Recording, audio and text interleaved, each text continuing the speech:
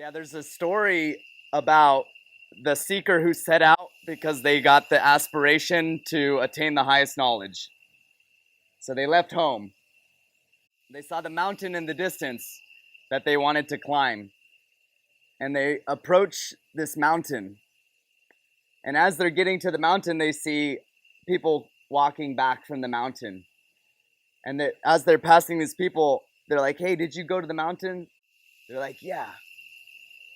So the seeker continues on, gets to the base of the mountain, look up to the top, starts to walk around to look for a pathway up the mountain. As the seeker is walking around the base of the mountain and seeing that there's these different pathways, there's other people coming down from the top of the mountain, and he's asking them, "Did you go to the top of the mountain?" And they say, "Yeah."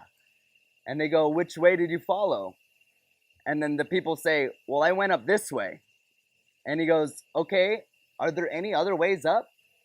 They say, "Maybe, I don't know. I only went up this way." He goes, "Okay, maybe I'll go look for another way." He starts walking, finds another pathway.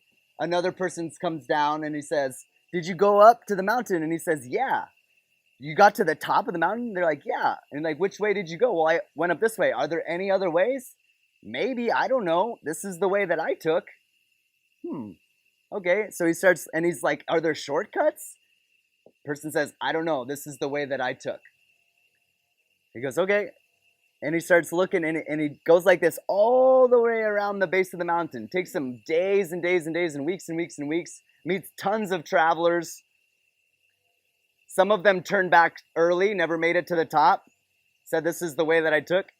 By the time he gets all the way around the mountain, he thinks, "I feel like I got a pretty good idea of what it's like up there. I'm just going to go home." Never makes the ascent.